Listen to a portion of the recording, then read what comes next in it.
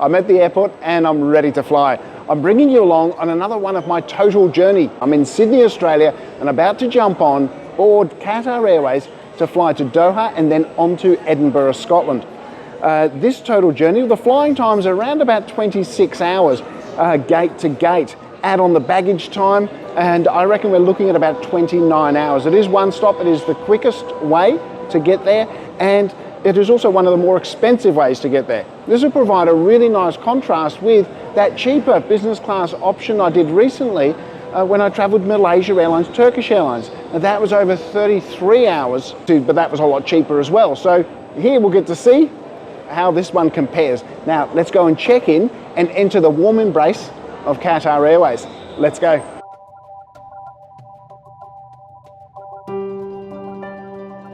All right, the bag's ready to go. We'll hit the timer to see how long this takes. There it goes. I'll let you know the price I paid for this flight a little later in the video, but first let's head airside, where my first priority was to get a shot of today's ride, a Qatar Airways Airbus A380. Whilst there, I got a great shot of a 747 freighter heading out on a glorious Sydney day. Next, it was time to head to the lounge. Due to the ongoing tensions between Qatar and Qantas, the preferred lounge for Qatar Airways here in Sydney is the Air New Zealand lounge. This is great for passengers, as the Air New Zealand lounge is excellent. The staff are lovely, there's a good array of food and drink, and lots of space to spread out. I saved my appetite for on board and caught up on some editing. I also got some nice views of the aircraft activity outside, but before long, it was time to board. One disadvantage of the Air New Zealand lounge is that it is about a 10-minute walk to the gate. The Qantas lounge is a lot closer, but it's one of the oldest ones in the Qantas network and is nowhere near as good as the Air New Zealand one. So this one is worth the walk.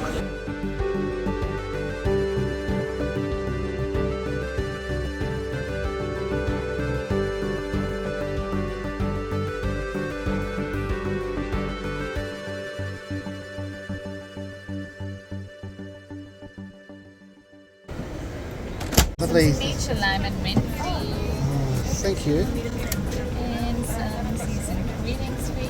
Please do enjoy. Thank you. Thank you. Happy New Year. Cheers. Here's to a great flight. Oh, thank you. Welcome aboard. This is being filmed on the 1st of January, and last night I had a particularly big one, so this will be a dry flight, a dry journey. Arabic coffee, great way to start.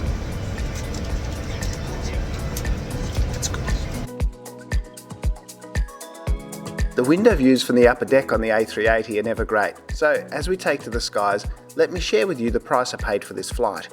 I only booked it about 5 weeks before travel, and it was for departure on the 1st of January, so peak travel season. The total cost to fly business class from Sydney to Edinburgh and then returning from Dublin to Adelaide was $11,410 Australian dollars, including all taxes. So all in all, a lot more expensive than the $7,650 I paid for that Malaysia Airlines Turkish Airlines trip to Barcelona earlier this year. Is Qatar and the time savings worth the extra money? Let's find out together. Now that we're up in the air, let's first talk about the cabin and seats. Despite the A380 being their biggest aircraft and the only one featuring a first-class cabin, Qatar does not offer their flagship Q Suite business class on this aircraft. Instead, the A380s feature their standard non-Q Suite business class seats in a 1-2-1 configuration. As you'll see in a minute, these are still excellent seats, but they're definitely not in the same league as a Q Suite, which is pretty much standard out of all of their other Australian cities, barring any last-minute equipment changes of course, which on Qatar does happen. Each seat has direct aisle access, and because they're angled away from the aisle, you do get a good sense of privacy. The seats themselves are very comfortable and offer all the bells and whistles you'd expect from a top quality business class seat.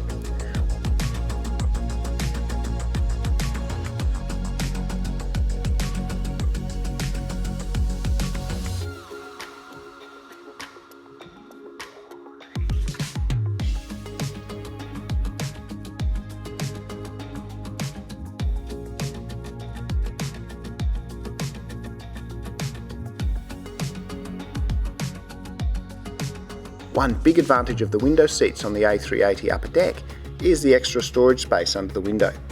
I'll show you the seat and bed mode a little later on in the flight. After takeoff, a drink was served from the bar. I stuck with sparkling cloud juice, served, of course, with warm roasted nuts. Qatar offers dining on demand in business class, meaning you can eat whatever you want off the entire menu whenever you like. It's great for long-haul business travellers wanting to get straight into the destination time zone. Orders and preferred meal times were taken before we took off.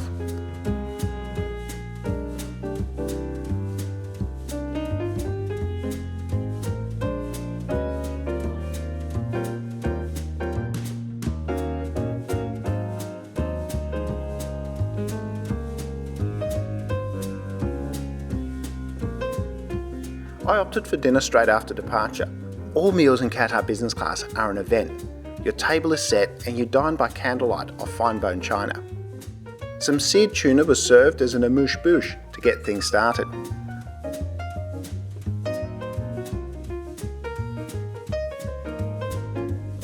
I then had a bowl of spiced carrot and ginger soup, which was absolutely divine.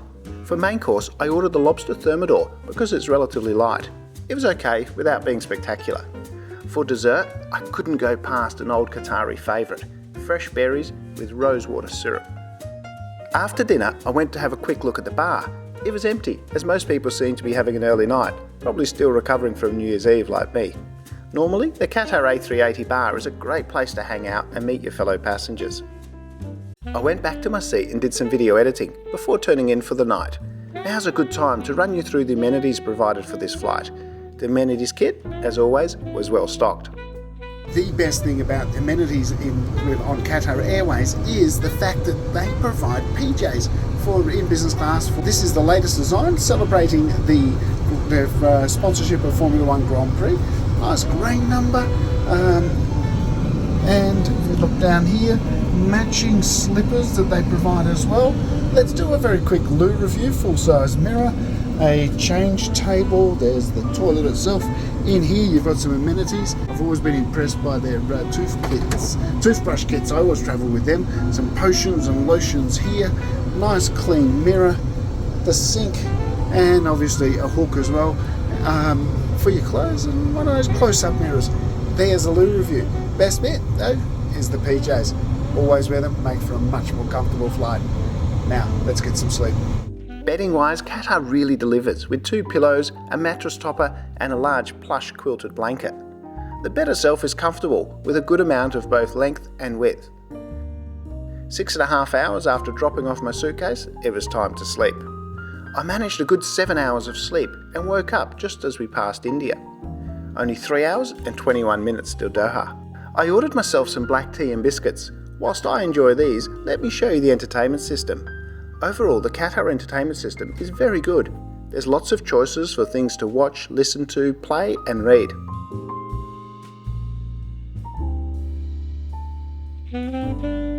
Wi-Fi was available, but I chose not to connect on this flight. The nice thing about dining on demand is they don't wake up the whole cabin for breakfast. This maximises sleep time for those who want it, as the cabin lights were kept right down right up until the time they started preparing the cabin for landing. My breakfast started with the setting of my table and a glass of immunity booster juice. For mains, I had the Avo Smash with smoked salmon and scrambled eggs, which was excellent. I finished it all up with an espresso and spent the rest of the flight watching some telly until it was time to prepare for landing. The crew didn't stop, and this crew, like all the Qatar crew I've had, were excellent. As I saw them at work, I couldn't help but think of what happens to all the dishes and bedding once we land and the aircraft is prepared for its next flight. If you're new here, I actually made a video on how they turn an aircraft around and what actually happens to the in-flight blankets. It's a fascinating process. I'll put the link to the video up in the corner and in the description below.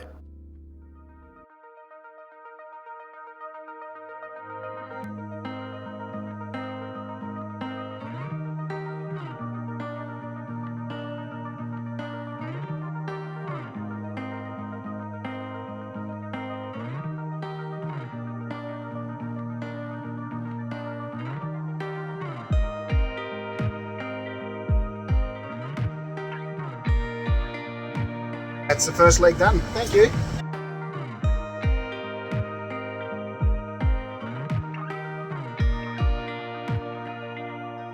So while that first flight I may have been alone, this journey I am not alone. My brother has just arrived here in Doha and we're doing the rest of this trip together. Now he should be over here somewhere. There he is, up there, up in the lounge.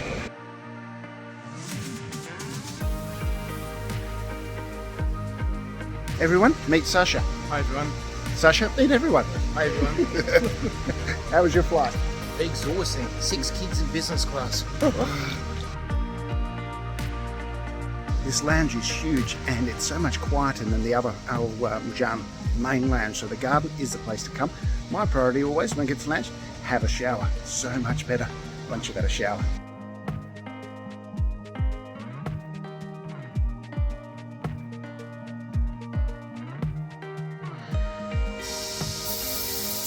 That feels a lot better. Good thing with this lounge is I've never ever had to wait for a shower. There's 24 showers in there just on the male side.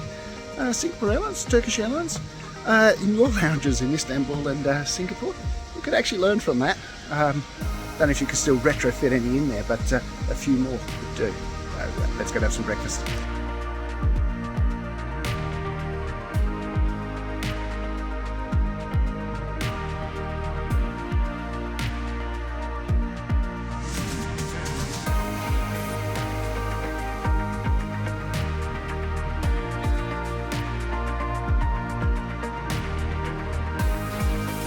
So Sasha, while we're sitting here in the lounge, let's quickly introduce you because I believe you've also got a YouTube channel. I sure have. It's not like Dennis's aviation, it's more hotels, destinational stuff, the occasional airline, but Travel videos. travel videos, just some special interest stuff.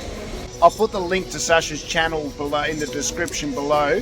It's Sasha Bunnick's Global Journeys. The two of us together are the joint CEOs of Bunnick Tours, the family touring business, which was started by our mother, Marion Bunnick, 30 years ago this year. So it is a year of celebration. We travel a lot, and that's why we both created these YouTube channels to share some of the experiences. We're flying to Edinburgh for the inaugural Emirates A350 flight. Now we're not going to be on that flight, we're actually standing on the tarmac watching it come in, so we're both really pumped about that. Then we're flying to Dublin and we'll do a bit of filming behind the scenes with the engineering team there. So we'll do the engineering of the Emirates A350 in Edinburgh and then off to Dublin. It's going to be a really cool trip. And nice and cold, -3 in Dublin. We'll put the link to those videos down below as well. 19 hours and 20 minutes in, it's time to head to the gate. Here we go, it's the next part of the adventure. And Sasha's been brought along, so... I'm a luggage boy. One of the coolest airports in the world, all these arty bits and pieces. It's the morning rush is on. All right, let's go to the gate.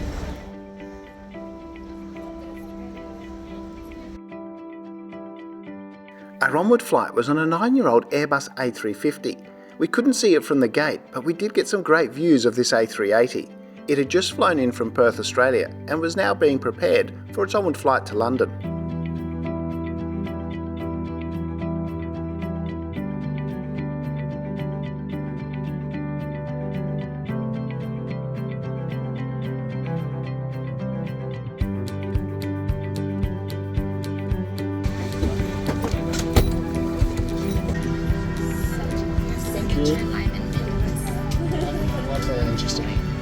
Cheers.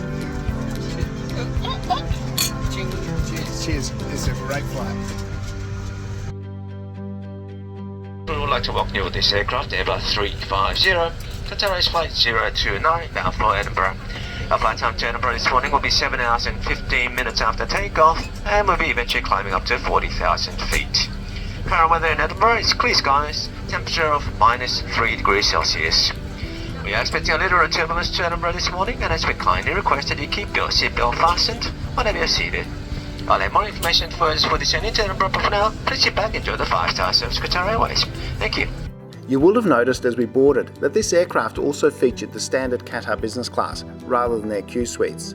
These seats were pretty much the same as those on the A380, with the main difference being the lack of storage bins under the windows, which is unique to the A380. The other difference is that on these A350s, there's no overhead luggage bins in the middle of the business class cabin. This gives the whole cabin a bright, spacious feel. The A350s also have this central area where the second door is. This is where they keep the snacks. The Arabic coffee was served after we had taken off on this flight. This was followed by a drink from the bar. I again stuck to the cloud juice. Not yet hungry, I spent the next couple of hours working on my videos. These seats are fantastic for those needing to get some work done, as there's plenty of space to spread out and the tray tables are large and sturdy. Eventually, I went for my third breakfast of the day. Here's a quick look at the menus. The drinks menu is pretty much the same as the first flight, so I won't show that again.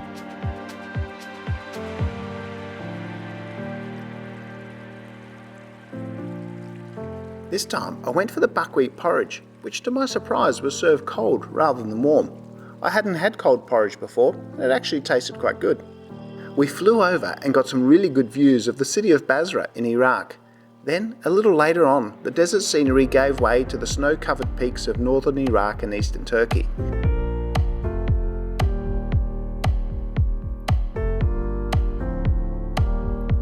It was a stunning day for flying, and I alternated between watching the in-flight entertainment and the views outside.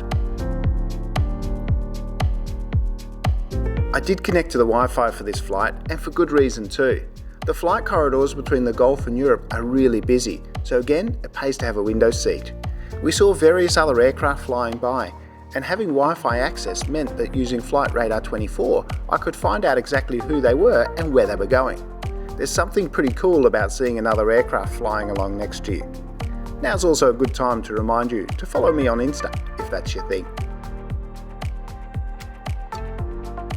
Soon after entering European airspace, we got some good views of the Romanian capital, Bucharest.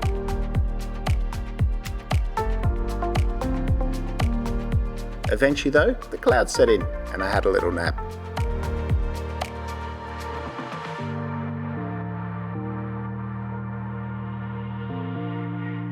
About 90 minutes before our arrival, I hit the menu for a second time and ordered the chicken tikka sandwich on multigrain bread with garden salad. It was delicious. Luckily, the clouds parted as we crossed the English coast and then made our way up to Scotland. It looked beautiful, but a tad cold.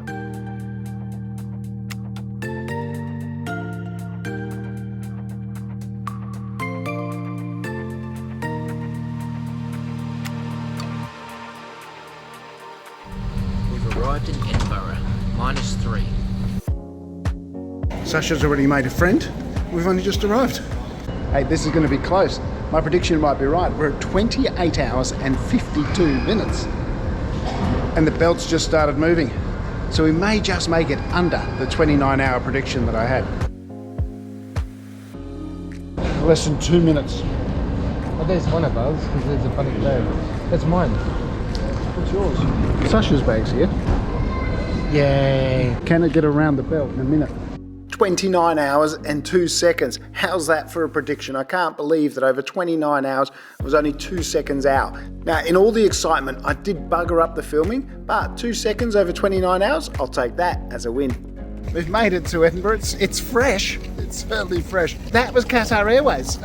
29 hours, Adelaide, Sydney, all the way through to Edinburgh here. One stop. How does it compare to, say, Malaysia Airlines and Turkish Airlines? Well, Qatar Airways is definitely a couple of steps up. It's the small things, the dining on demand throughout, it's the meal service, seats were fantastic, airport's great, lounge is fantastic, the service on board, really, really good. And look, this wasn't even the Q suites. Yes, I am a fan of Qatar Airways, and I think this is definitely a good way to travel. But whether it's worth the extra money for that time saving and that high level of service, well, that's up to you to decide, because value for money is an individual thing. I'm going to finish with thanks for watching from me and from him. Welcome to Edinburgh.